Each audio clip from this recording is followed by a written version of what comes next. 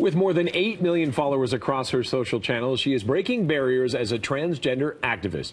Her support and advocacy for the LGBTQ youth has created an incredible platform as a social creator, with titles like YouTuber of the Year, Forbes 30 Under 30, and one of Time Magazine's most influential people on the internet. We're so happy to have her back in Toronto. Please welcome Gigi Gorgeous.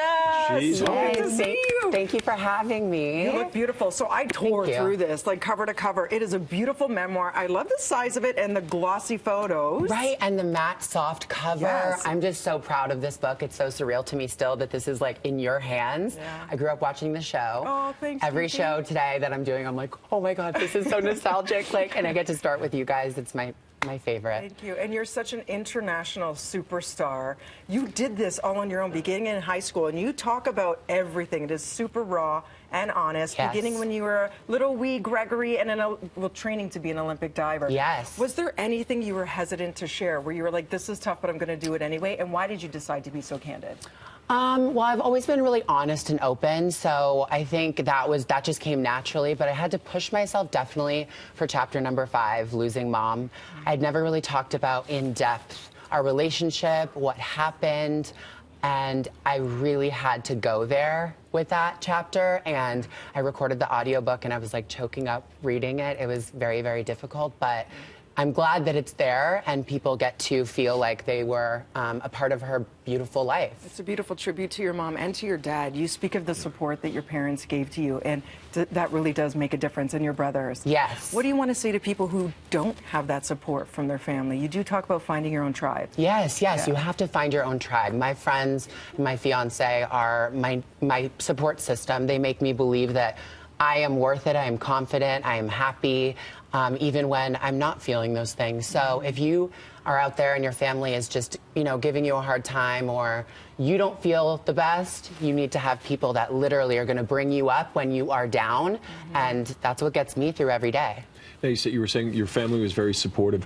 What would you tell people whose family are there? What can the families do? How can they make this easier for you? I think, honestly, my number one thing was when I said I was transgender, I was like, I just want people to hear me. I don't want to have to keep saying it over and over again. But for me, it was like this learning experience for my whole entire world around me, because everyone had known me previously as Gregory, and I had to train them to call me Gigi, and I had to train myself to believe I was as well. So it's a learning process. Stick with it and just show them the most love.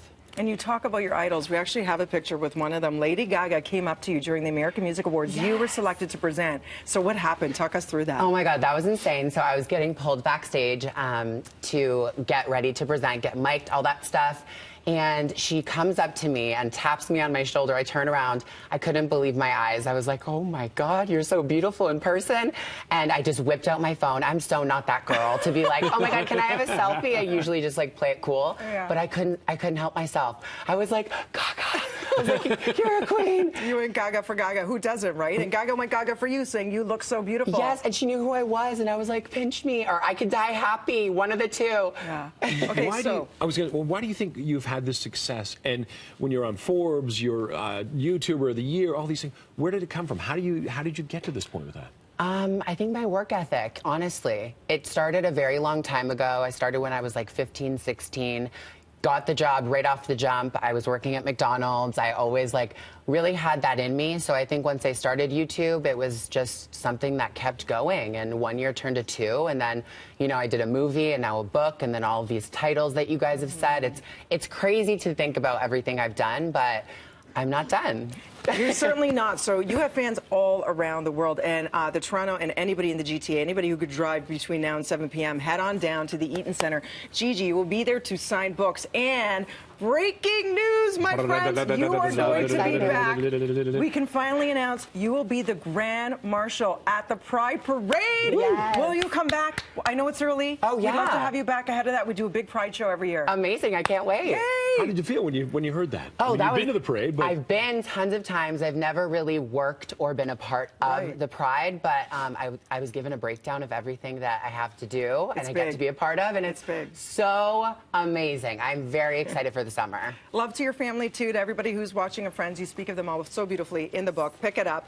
For more information, follow at Gigi Gorgeous. Right now, we're going to throw things over to Melanie.